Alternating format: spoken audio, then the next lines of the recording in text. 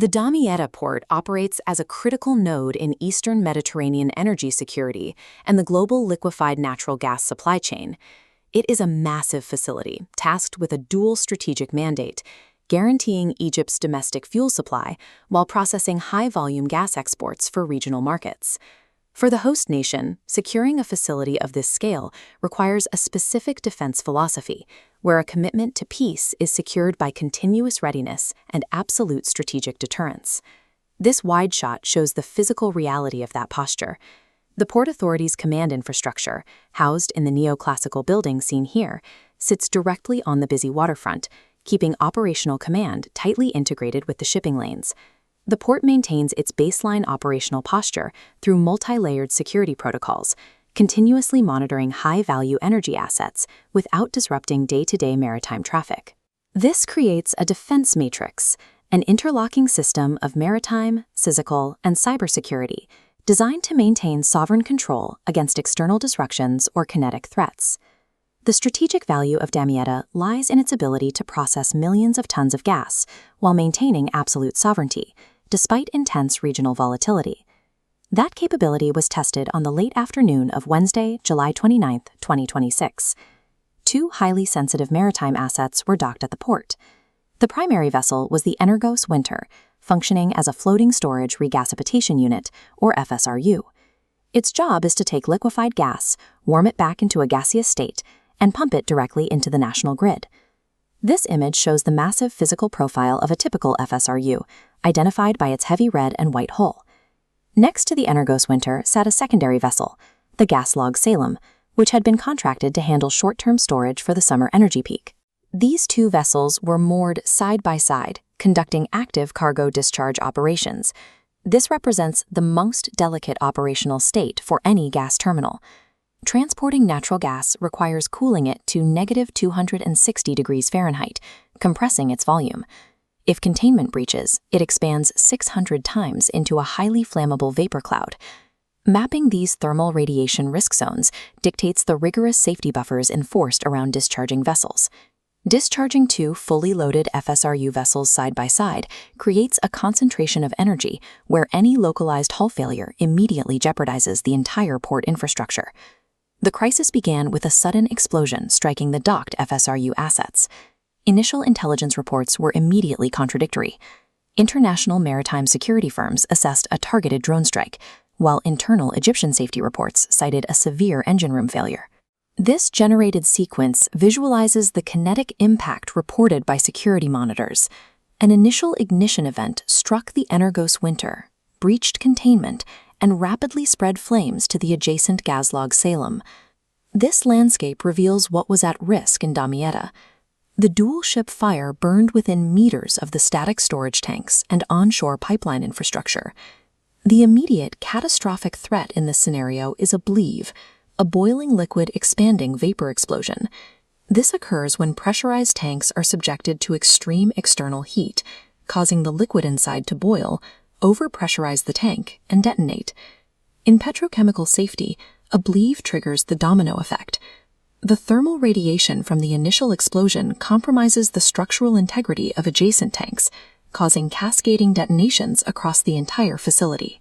In the first 5 minutes after ignition, alarms triggered simultaneously across the entire Damietta complex, flooding the control room with an overload of critical sensor data. The situation instantly bypassed macro-level geopolitical deterrence. The focus collapsed entirely onto ground-level tactical survival. The command center had only seconds to make irreversible decisions regarding life safety and asset deployment. Theoretical defense matrices were breached. Saving the port from total destruction now relied exclusively on instantaneous, flawless tactical execution. The facility's designated emergency response plan for the oil and gas sector was activated immediately. The first tactical priority, mandated by the Occupational Safety and Health Administration Standard 1910.38, is the immediate emergency evacuation of all personnel. Despite extreme thermal stress from the burning holes, local safety teams executed strict muster protocols and cleared the maritime crews through pre-planned exit routes. The evacuation phase achieved a 100% success rate. 0 casualties and 0 fatalities were recorded. With crews secured, the command center transitioned to the suppression phase, deploying specialized port firefighting assets directly to the waterfront. This photograph demonstrates the maritime suppression assets utilized. Harbor tugboats maneuvered into position and engaged high-pressure water monitors to attack the blaze from the water.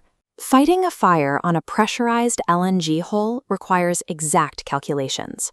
Pumping excessive cold water onto superheated steel can cause thermal shock, cracking the hull and releasing the pressurized gas responders are trying to contain. As depicted in this generated sequence, offshore maritime responders utilized specialized firefighting foam to suffocate the flames while managing the temperature of the steel. Local command and control synchronized radio traffic across multiple agencies, ensuring the dual-front effort, onshore and offshore, did not interfere with one another. Rigorous, pre-drilled adherence to life safety protocols neutralized the human cost of the crisis in a matter of minutes. The command team cleared the board of civilian risk, allowing focus entirely on asset protection. Even with the evacuation complete and water monitors active, an existential threat remained. The actively burning vessels were still moored at the primary export berths. This top-down schematic maps asset isolation. Burning vessels, highlighted in red, generate thermal threat radii covering onshore storage tanks. To break this link, teams tow the burning vessels out of the basin, sliding the threat radius safely away from static infrastructure. This required tug crews to approach and attach tow lines to hulls radiating extreme heat, risking their own vessels to move the FSRUs. This rapid spatial isolation immediately neutralized the thermal radiation threat to the adjacent LNG storage tanks on land, effectively canceling the conditions required for a blaze. Once relocated to isolated waters, suppression teams were able to fully extinguish the remaining fires on both the Energos Winter and the GasLog Salem. Containment in dense energy HUDs depends on strategically manipulating the physical battle space. By separating the disaster from its fuel source, responders effectively neutralize the domino effect before it can initiate. By midnight, the immediate crisis had ended, and the port transitioned entirely to technical evaluation. Egyptian Minister of Petroleum Karim Badawi arrived on site to provide direct ministerial oversight and verify the integrity of the command center's response protocols. A technical root cause analysis committee was immediately launched to investigate the exact origin of the blast and ensure the site was clear of latent gas leaks. The morning after reflects the final performance metrics: 0 human casualties, 0 infrastructural loss, and total operational continuity for the surrounding port. These specific outcomes map directly to the successful stress testing of global OSHA, NFPA, and ISGOT standardized frameworks. The unpredictable violence of a kinetic strike was absorbed and neutralized by the clinical, unyielding discipline of the port's tactical safety response.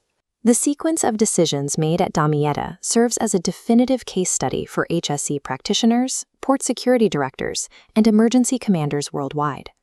The Damietta incident demonstrates that macro-level deterrence provides the baseline for sovereignty, but operational resilience is secured on the ground through the uncompromising execution of tactical safety standards.